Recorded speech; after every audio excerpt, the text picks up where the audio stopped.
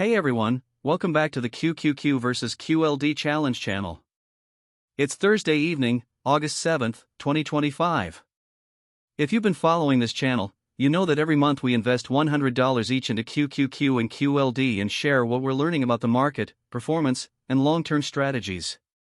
Have you watched my short YouTube video titled NASDAQ, Is 2025 Repeating the 2018 Crash and Rally?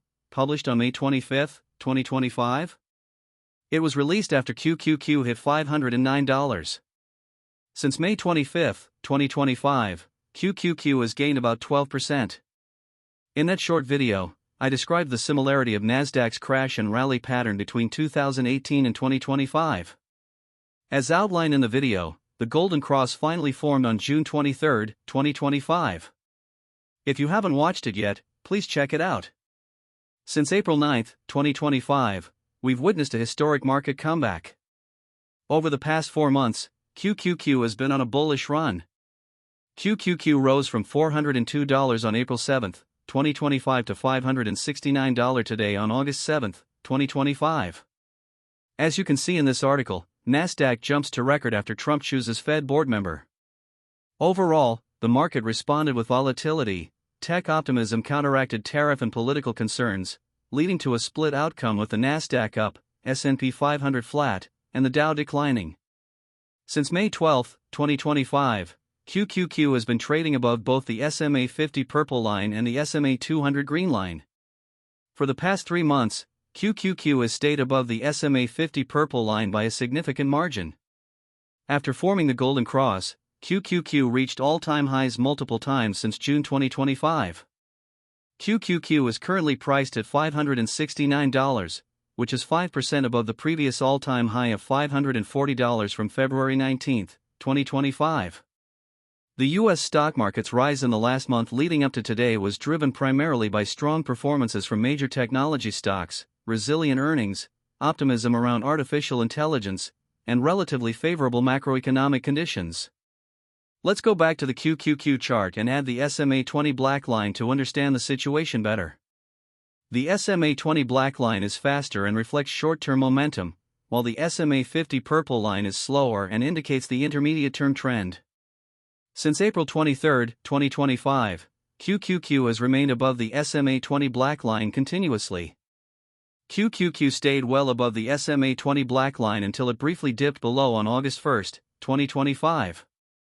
The good news is that QQQ managed to climb back above the SMA 20 black line the next day. This behavior indicates that QQQ maintains bullish short-term trends and momentum.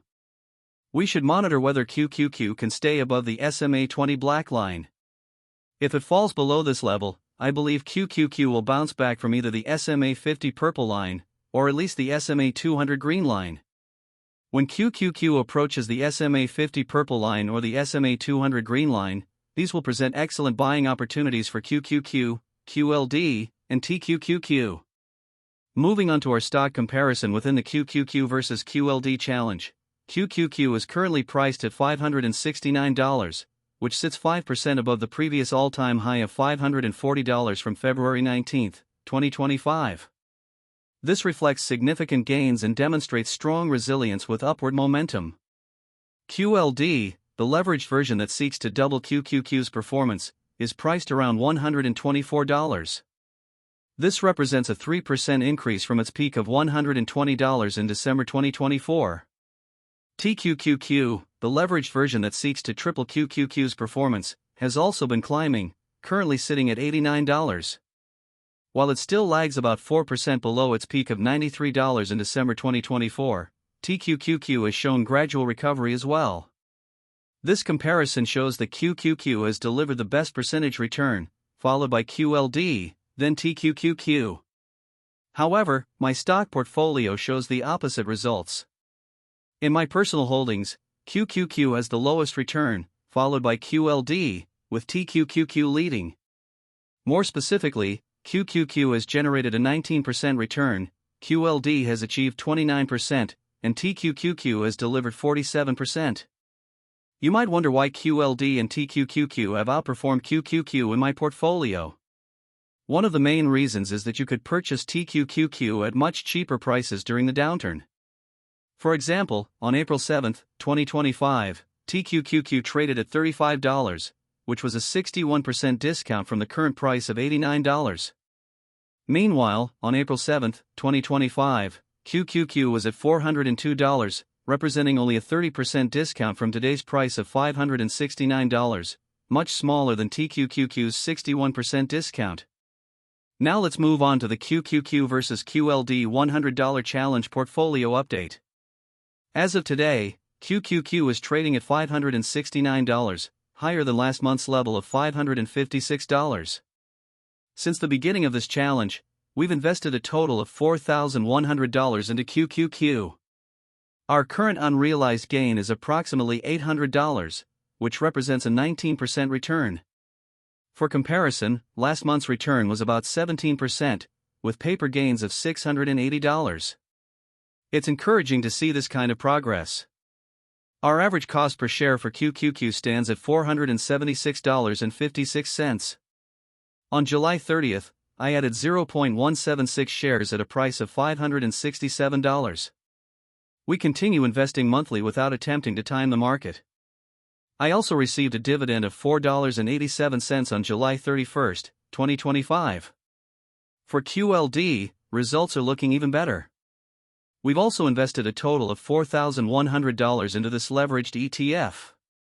On July 30th, shortly after purchasing QQQ, I bought 0.808 shares of QLD at $123. The average cost per share is $96.20.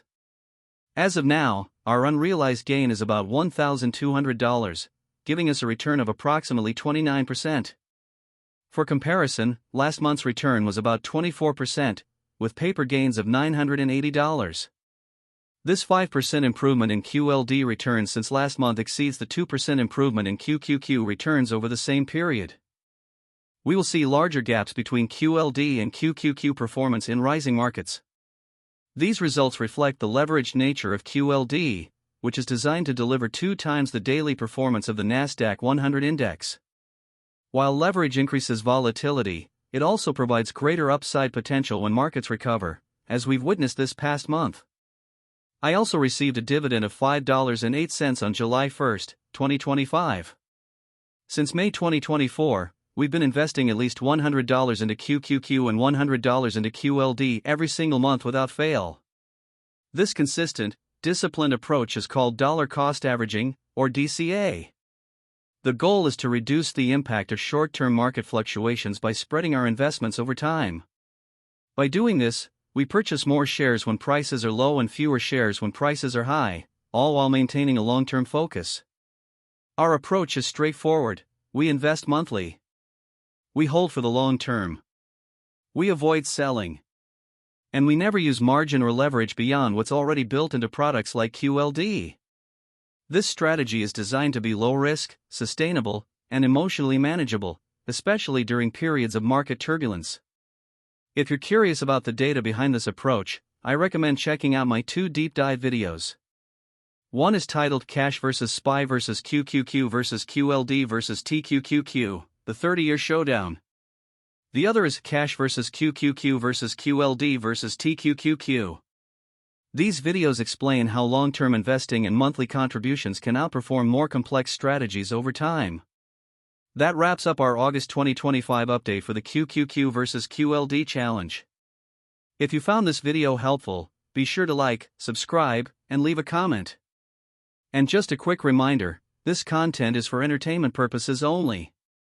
I am not a financial advisor. Please ensure that your investing decisions align with your personal financial goals and risk tolerance. Thank you so much for watching. I'll see you in the next update. Until then, stay focused, stay consistent, and happy investing.